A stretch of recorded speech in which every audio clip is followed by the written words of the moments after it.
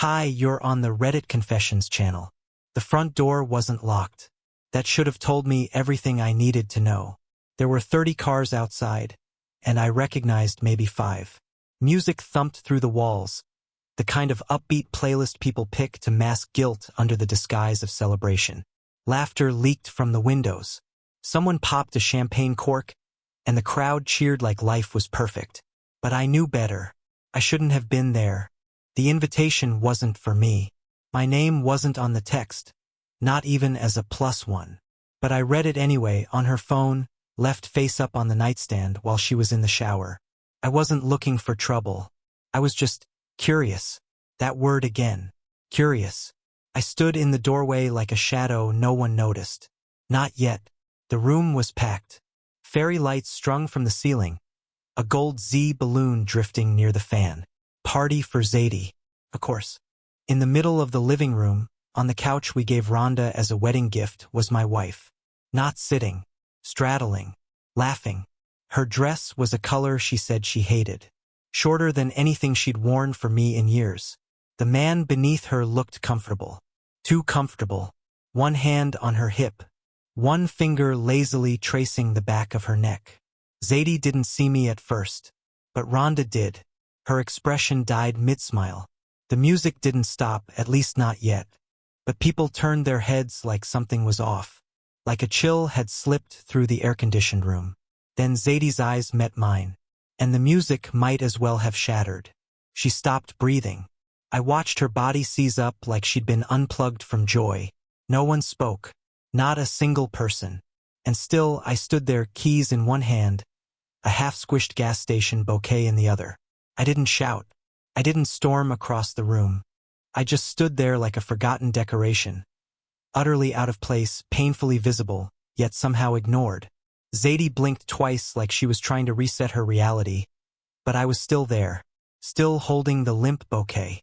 Still watching her sit on another man's lap like she wasn't wearing my ring on her finger. She slid off him like she suddenly remembered modesty. The guy. Tall, smug. Wearing one of those designer watches she always said were too flashy. Looked around like he was the one being ambushed. He had no idea who I was. That's what hurt the most. He didn't flinch when he saw me. Didn't panic. He just leaned back, grabbed a drink, and looked away like none of this involved him. Zadie stood up but didn't move toward me. Instead, she adjusted her dress like I'd caught her in a wardrobe malfunction. Not an affair. The silence around us had a pulse. People whispered, but no one stepped in. Not Rhonda. Not her coworkers. Not even the cousin who once told me I was the best thing that ever happened to Zadie. They all just watched. And Zadie? She smirked. Not a full smile. Not even defiance. Just that tight, breathless smirk women make when they're caught in a lie but think they're still clever enough to talk their way out. She said my name like it was inconvenient to remember. Clayton, what are you doing here? I wanted to say everything. I wanted to scream, but my voice stayed locked behind the lump in my throat. I was wondering the same about you, I muttered. Came out weaker than I'd hoped. She laughed. Laughed. Clayton, this is a private event. She turned to Rhonda and added, can someone walk him out? Walk me out? From my wife's party. A party where she sat on another man like I was just a chapter she closed? No one moved. Not because they respected me, but because they wanted to see what I'd do. And I just dropped the bouquet on the floor. One by one, the petals fell apart. Like us. I didn't expect sympathy, but I never imagined humiliation would come served on silver platters in a living room I once helped paint. Rhonda finally spoke, her voice shaky but firm, like she was trying to defuse a bomb. Clayton, maybe you should step outside, yeah? This isn't really the time. She didn't even meet my eyes. She couldn't. I turned back toward Zadie. I was waiting for her to defend me, to say something, anything. But what she said next broke something permanent in me. She looked at the smug guy she'd been straddling, now standing beside her with his arms crossed, and said, loud enough for everyone to hear, sorry, my ex has a habit of showing up uninvited. He's not well. I froze. Ex. I looked down at my left hand. My wedding band caught the light like it was mocking me. My ears buzzed. My thoughts scrambled. Surely this was a joke, a twisted game. But people were nodding. Whispers filled the corners of the room. Someone even laughed nervously, like this was entertainment. The guy next to her, who I now understood wasn't some one-night mistake, put a protective arm around her waist. "Do we need to call someone?" he asked, like I was some deranged stalker. Zadie didn't flinch. "He'll leave. He always does." I did nothing. Couldn't. My knees felt hollow. My face burned with shame hotter than anything I'd ever known. A part of me wanted to scream, to flip a table, to demand the truth from her right there and then. But I couldn't give them that. I wouldn't give her that. So I turned and walked out. But not far. I waited outside in the dark, pacing under the porch light. My thoughts were spiraling. Ex? Was she serious? When did that happen? Were we divorced and I just missed the memo? 10 minutes passed. Then 15. And that's when I saw him. Another man pulling up in a sleek black car. He walked up the path confidently, bouquet in hand. A more expensive one than mine, no doubt, and rang the bell like he belonged there. Rhonda opened the door. She hugged him, kissed his cheek. "Is Zadie expecting me?" he asked. I stood frozen, hidden behind the parked cars. Another one, and inside the music turned up again. Louder than before, as if my heartbreak had been scheduled to end exactly at 7:23 p.m. I should have gone home. I should have swallowed my pride, taken whatever scraps of dignity I had left, and disappeared like she clearly wanted me to. But instead, I stood behind that row of parked cars, hidden in the shadows, watching that second man walk confidently into the house like he owned part of it. Or maybe her. I couldn't stop staring at the door even after it closed.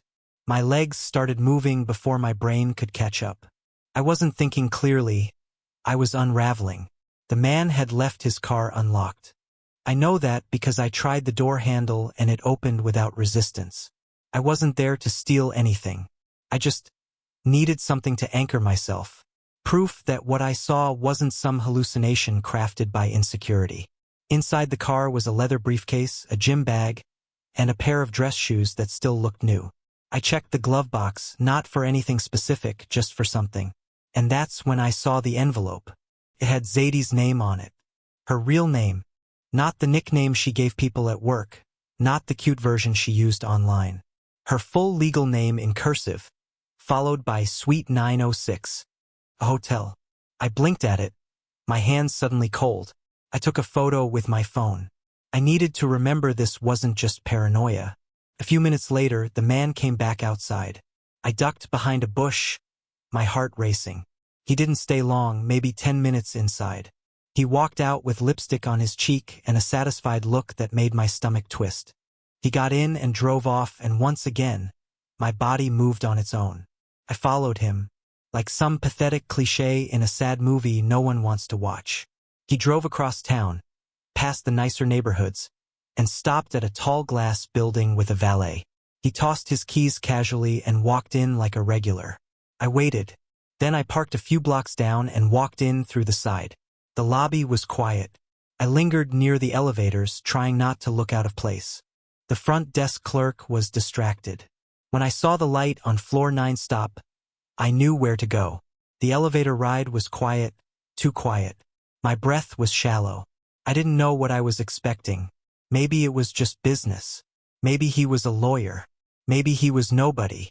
But when I reached Suite 906 and leaned my ear to the door, I heard her laugh. Zadie's. Not a recording. Not a memory. She was in there. Again. With him. And somehow, she'd still made time to host her own surprise party across town. I didn't knock. I didn't hesitate. I don't know what came over me, but something inside me snapped. Maybe it was the way she laughed.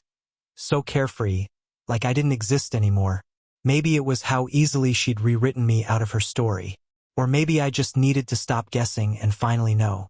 My hand turned the handle, and to my disbelief, it was unlocked.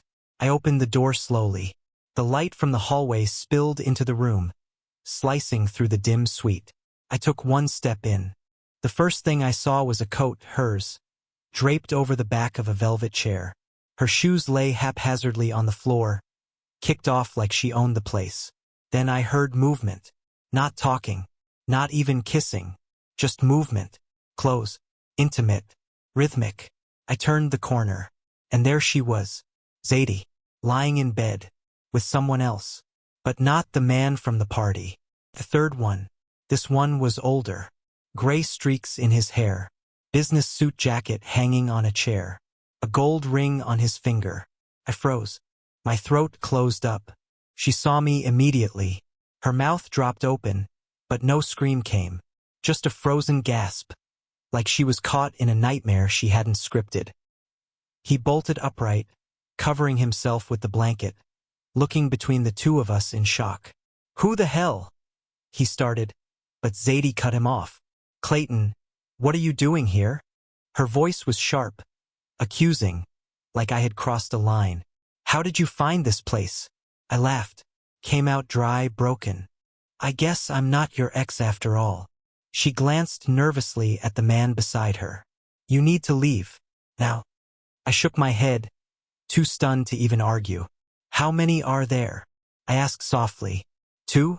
3? Or is this like a job now? Her eyes narrowed, and in a tone that still haunts me, she said, "You were never supposed to see this." He stood up. He was taller than me, stronger. He stepped between us like he was protecting her from me. "I think it's time for you to go, buddy." I almost laughed again. "Buddy?" I repeated. Zadie didn't defend me, didn't explain, didn't deny a thing. That's when I realized something far worse than cheating was happening. This wasn't an accident. This was routine. I didn't sleep that night. I didn't even drive home. I sat in my car outside that glass hotel for hours, replaying every single moment of our marriage like a bad rerun I couldn't turn off. All the nights she said she was working late, the sudden business trips, the boutique spa receipts she claimed were company perks. It all unraveled at once, falling apart faster than I could process. But the worst part? I didn't feel anger. I felt stupid. So stupid. Like the punchline in a joke everyone was in on except me. The next morning, I went home and opened our filing cabinet. I had never cared much about the bills. Zadie handled that stuff. She said she was better with numbers. And I believed her. I trusted her. But now I needed to see. I needed proof that my world wasn't built on sand. I started with our joint credit card. There were thousands of dollars in charges I couldn't explain. 5-star hotels, restaurants in cities we'd never visited together, and a luxury spa in Arizona. Arizona. I haven't even been west of Texas. Then I checked our bank account. That's when I stopped breathing. The savings I'd spent years building nearly wiped out. Transfers I never authorized. Accounts I didn't recognize. I pulled up the statements, my hands trembling. She had opened 2 credit lines under my name. Signed digital forms. Used my social. The email address on the approval forms was hers, with a small variation, my middle initial added like a shadow. She'd forged everything. And the money? Gone. Vanished into hotel stays, designer bags, and apparently multiple companions. I called the bank, desperate to understand if I could dispute the transactions. But the rep confirmed that everything looked legitimate. The addresses matched. The documents were signed. "Sorry, sir. This appears to be authorized under your identity." Authorized? By who? Then I remembered her offhand comment a few weeks ago. "You should really start checking your email, Clay. What if something important comes through?" She had smiled when she said it. Now I understood why. She had counted on me being clueless, on me being trusting, on me being soft. This wasn't just infidelity. It was fraud. It was theft. It was betrayal on a level I didn't even have the words for. I sat at our kitchen table, staring at the wreckage of our finances, surrounded by papers and lies. And still, a part of me wanted her to explain.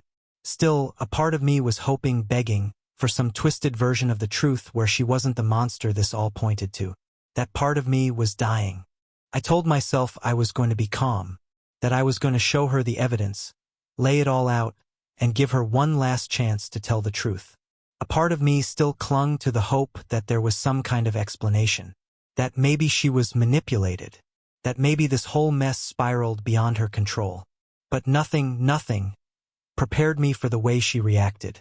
I waited for her in the parking lot outside her yoga studio, the one she swore she went to every Thursday evening. She pulled up in a car I didn't recognize.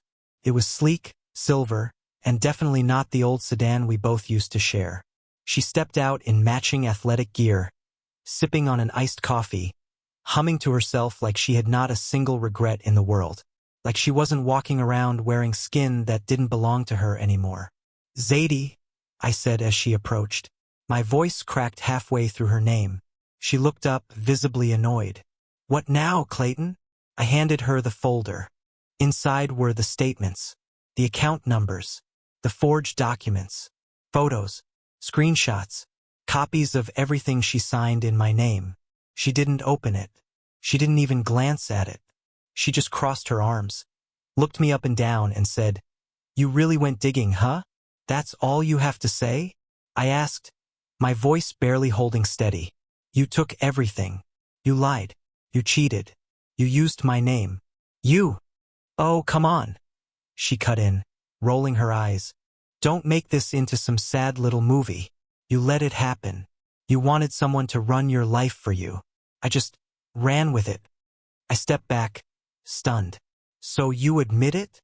"I admit I did what I had to do," she said coldly. "You were never going to give me the life I deserved. You wanted safe, predictable. You wanted me barefoot in the kitchen with coupons. I wanted more. You could have left," I whispered. She laughed. "And miss all the perks?" "No, sweetheart. I figured if you weren't going to use your name for anything useful, I would." I stood there, frozen. She looked through me like I was an obstacle, not a husband. Then she leaned in and said something I'll never forget. "You were the starter life, Clay, not the main course." That was it. No apology, no regret, just that final, brutal sentence. And she walked past me, into the studio, like none of it ever happened. After she disappeared into the studio, I sat in my car for what felt like hours. Not crying, not screaming, just sitting, numb. My entire world had folded in on itself, and the woman I thought I was building a future with had bulldozed it into the dirt and smiled while doing it. But somewhere between my shaking hands and the silence, a strange thought settled in. This is the end. But maybe that's not a bad thing. Over the next few days, I did what I should have done a long time ago. I called a lawyer, a good one. I reported the fraud. I opened new accounts. I locked my credit. I started documenting everything. I filed for divorce. Was it easy? No. Zadie tried to drag things out, tried to twist the narrative. But this time I wasn't silent. I wasn't scared. I showed the bank everything. Her fake email accounts, her signed documents, the charges, the paper trail. And slowly, inch by inch, I started clawing my life back from the wreckage she left behind. But the most surprising part? I started remembering who I used to be before Zadie. I picked up my guitar again. I reconnected with friends I'd ghosted for years. I went back to therapy even though I used to mock it.